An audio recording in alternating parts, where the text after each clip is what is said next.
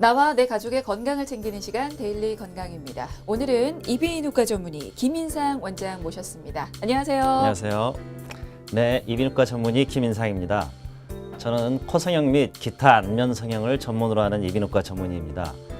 미국에서는 코성형을 주로 이비인후과에서 많이 하고 기타 안면 성형도 이비인후과에서 많이 하고 있습니다. 네, 성형은 아무래도 성형외과에서 전문의들이 하실 것 같은데 특히나 코 성형 수술 같은 경우는 미용적인 부분과 더불어서 기능적인 부분까지 고려해야 하기 때문에 이비인후과에서 진행을 하는 것 같은데요. 자, 그렇다면 오늘 어떤 주제로 얘기를 나눠볼지 바로 좀 알려주실까요? 오늘은 휜 코 교정에 대해서 알아보겠습니다. 여러 가지 원인으로 코가 휘게 되는데요. 미관상으로도 문제가 되지만 코막힘과 같은 기능적인 문제가 같이 동반되는 경우가 많기 때문에 이런 경우에는 내부 구조를 잘 교정해 주는 것이 굉장히 중요합니다. 오늘 자세한 교정 방법에 대해서 알아보겠습니다. 네, 알겠습니다. 자, 오늘은 김인상 이비인후과 전문의와 함께 휜 코 교정에 대해서 살펴보도록 하겠습니다. 자, 그렇다면 코가 휘는 이유부터 좀 살펴봐야겠죠. 자, 코가 휘어지는 이유는 어떤 것들이 있을까요? 사실 가장 많은 원인은 안면 비대칭과 연관되어 있는 경우라고 생각이 됩니다. 네. 대부분의 사람들이 양쪽 얼굴이 완벽하게 대칭이 아니기 때문에 코도 양쪽이 비대칭인 경우가 많고 따라서 코가 휘어 보이게 되는 것이죠. 또 과거에 코를 다친 후에 휘어지는 경우도 많습니다. 네. 대개는 코뼈 골절이 동반되었지만 모르고 넘어갔다거나 혹은 치료를 하지 않고 방치를 해서 생긴 경우라고 할 수 있겠습니다. 기타 원인으로는 분만 과정에서 코뼈가 손상이 됐었다거나 아니면 염증성 질환이나 드물게는 종양 같은 것도 원인이 될 수가 있습니다. 네. 그러니까 외상에 의해서 코가 휘는 경우가 좀 많을 것 같은데 이게 선천적으로 휘어서 나오는 경우도 있습니까? 네, 안면 비대칭과 동반된 경우에는 선천적이라고 봐야 되겠고요. 네.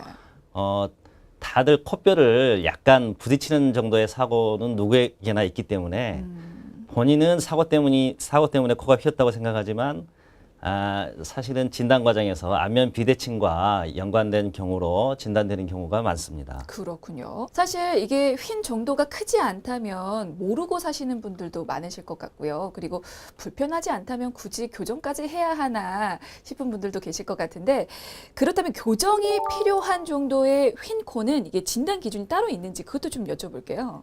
네, 코가 많이 휘어서 코로 호흡하는데 심각하게 불편을 주는 정도라면 수술이 필요하다고 할 수 있겠습니다. 이때는 코 외부의 휜 정도보다는 내부의 휜 정도가 수술의 판단 기준이 되겠습니다. 또는 외관상 지나치게 코가 많이 휘어서 외모에 심각한 악영향을 주는 경우라면 또 수술이 고려될 수 있겠습니다. 이때는 외관상 휜 정도가 판단 기준이 되겠는데 다소 주관적인 면이 많이 작용한다고 할 수 있겠습니다. 네.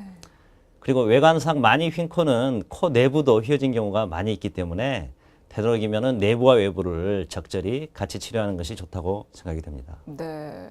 그러니까 외관상으로 볼 때 너무 심하게 휘어 있을 때 그리고 내부가 또 휘어 있어서 기능상의 문제가 생길 때 교정이 필요하다라고 말씀을 해주셨는데 그러면 내부가 휘어 있을 때는 어떤 문제가 생길 수가 있습니까?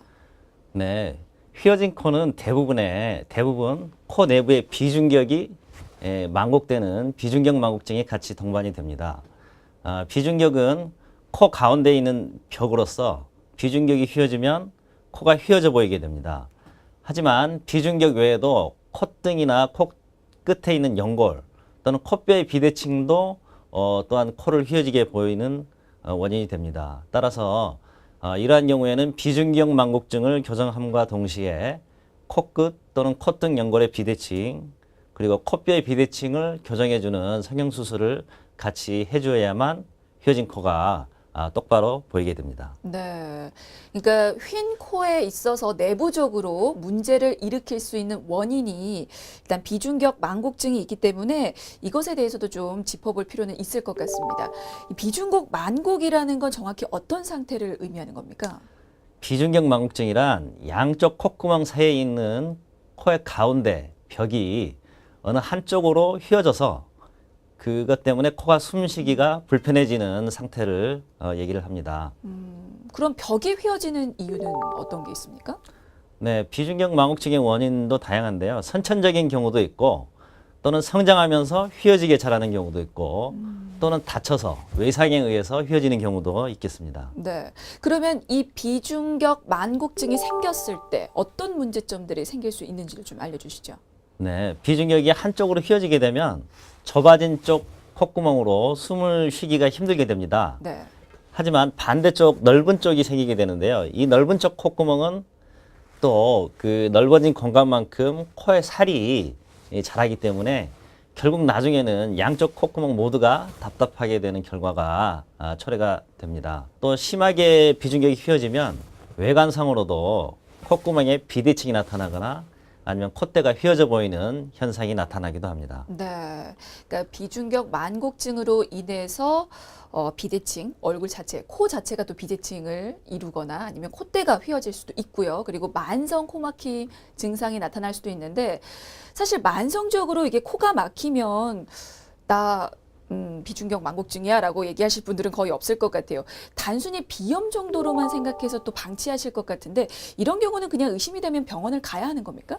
네, 그렇습니다. 비중격 망곡증은 코 안을 자세히 들여다봐야 알 수가 있습니다. 그래서 의심이 된다면 병원을 방문해서 진찰을 받아보시는 것이 좋겠습니다. 네.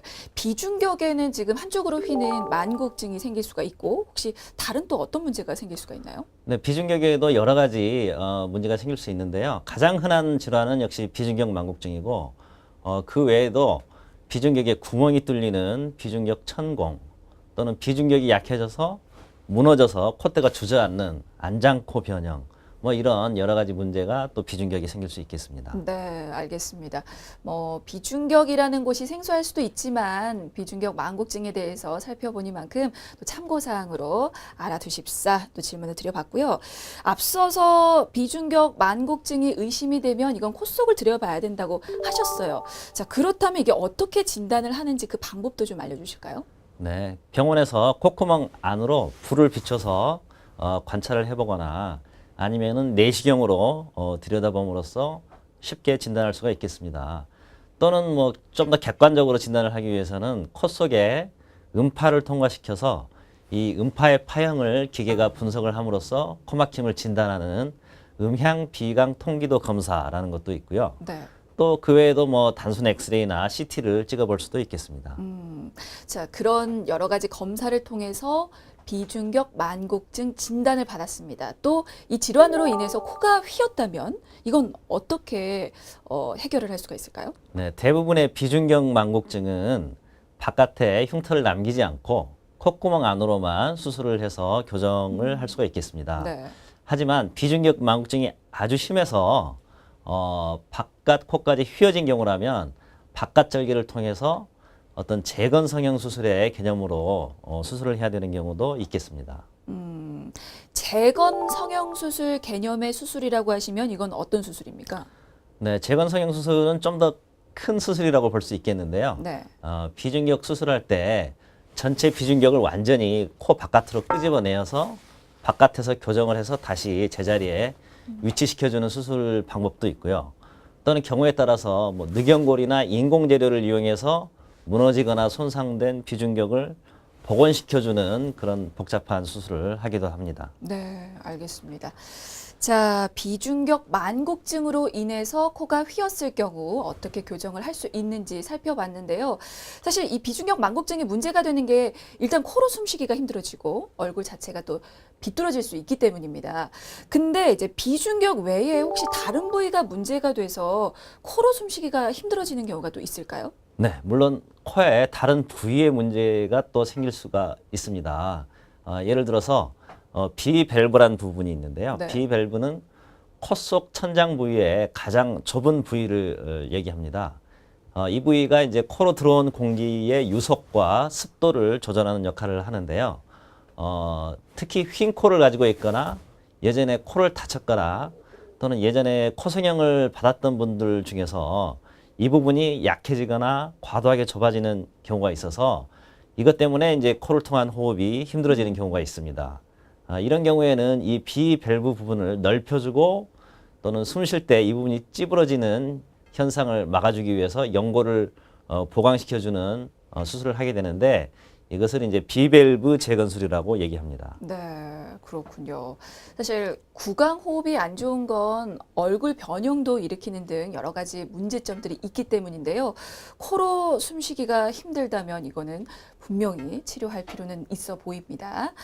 자, 먼저 첫 번째로 비중격 만곡과 같은 내부 문제로 인해서 코가 휘었을 경우 어떻게 치료할 수 있는지 살펴봤고요.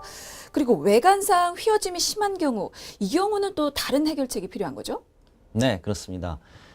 기능적인 문제뿐만 아니라 외관상의 휘어짐이 심해서 이를 교정해야 되는 경우에는 아무래도 바깥 절개를 통해서 비중격을 교정하고 동시에 코뼈의 비대칭 그리고 콧등이나 코 끝에 있는 연골을 비대칭을 교정해주는 그런 시술이 필요합니다. 근데 이제 휘어진 코를 교정을 하면 더불어서 약간 코 성형 수술한 효과? 그러니까 코 모양까지 개선시키는 효과도 같이 볼 수도 있을 것 같은데요. 어떻습니까? 네, 그렇습니다.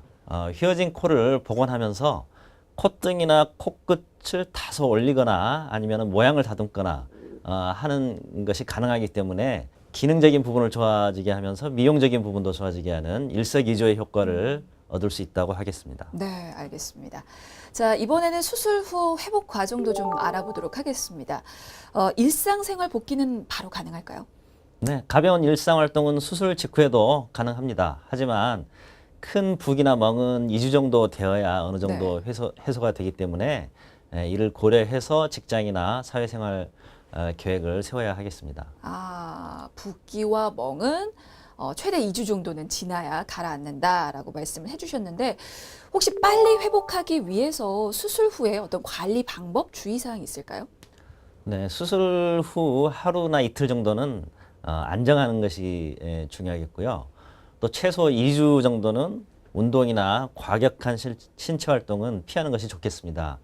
3개월 정도까지는 코를 부딪히거나 세게 만지거나 하지 않도록 조심하는 것이 좋겠습니다. 네, 최소 석 달간은 코 자체를 건드리지 않는 게 좋을 것 같습니다. 자, 앞서 알아본 것처럼 비중격 만고가 같은 어떤 구조적인 그런 이상으로 수술을 통해서 교정을 하기도 하지만 기능적인 문제가 생길 수도 있습니다. 예를 들면 이제 비염 같은 경우가 있을 수가 있을 것 같은데요. 비염도 이게 코 수술로 치료를 할 수 있잖아요. 그 내용도 좀 여쭤볼까요? 네, 비염도 이제 종류에 따라서 약간 다르기는 한데요. 코 수술을 할 때 비갑개라고 하는 콧살 부위를 이 부위가 이제 너무 커져서 숨쉬기가 힘든 경우에 네. 이것을 이제 비후성 비염이라고 얘기를 하는데요. 이때는 수술적으로 콧살을 잘라주거나 열로 줄여주거나 하는 수술을 같이 하기도 합니다. 그렇군요. 자, 오늘은 휜 코의 원인 그리고 교정 방법 살펴봤는데요.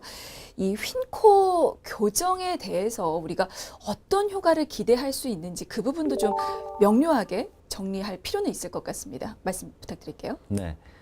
일단 휜 코를 교정하게 되면 외모로 인한 컴플렉스가 해소가 되기 때문에 자신감이 상승한다는 효과가 있겠고요. 네. 또한 기능적으로 코막힘이 뚜렷하게 개선이 되기 때문에 삶의 질 자체가 많이 개선이 된다고 할 수 있겠습니다. 또한 부수적으로는 코골이가 다소 개선되는 효과도 있겠습니다. 네, 코골이까지 개선시킬 수가 있군요. 사실 코가 얼굴의 중심이기 때문에 휜 코를 교정시키면 안면 비대칭을 개선하는 효과까지 볼 수 있지 않을까 싶은데 그 부분은 어떤가요? 네, 많이 질문하시는 부분인데요. 네.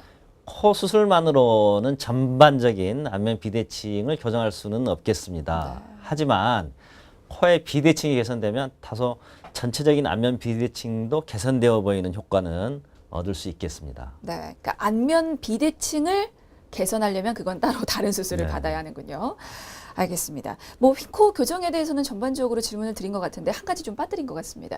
부작용 질문을 안 드릴 수가 없는데요. 이제 휜코 교정 수술을 할 경우에 어떤 부작용이 생길 수 있는지, 네, 가능성이 있는 부작용들은 다 좀 언급을 해주실까요? 네, 어떤 수술이든지 드물지만 출혈이나 감염 같은 부작용은 피할 수 없겠고요. 네. 가장 흔한 부작용이라면 아무래도 만족할 만큼 교정이 되지 않는 경우라고 할 수가 있겠습니다. 뭐 그런 경우에는 또 재수술을 고려해 볼 수도 있을 것 같은데요. 혹시 그 한 번 수술한 후에 다시 휠 수도 있는 겁니까? 제대로 수술을 하는 경우에 다시 휘는 경우는 없습니다. 네. 다만 제대로 교정이 되지 않았는데 부기 때문에 이것이 가려져 있다가 몇 개월 후에 부기가 가라앉으면서 다시 이제 휘어진 게 드러나는 그런 경우가 많습니다. 네. 휜 코의 교정은 상당히 난이도가 높은 수술이기 때문에 숙련된 의사에게 수술 받으시는 것이 좋겠고, 특히 코 내부 그리고 외부를 완벽하게 동시에 교정할 수 있는 의사에게 치료받는 것이 좋겠습니다. 네, 알겠습니다. 자, 오늘은 휜코 교정에 대해서 살펴봤는데요. 휜코. 단순히 외형적인 문제만은 아닙니다. 이게 비중격 망곡증과 같은 기능적인 개선까지 고려해야 한다는 점 꼭 기억해 두시면 좋을 것 같습니다. 자, 오늘은 여기까지고요. 지금까지 이비인후과 전문의 김인상 원장이었습니다. 말씀 감사합니다. 감사합니다.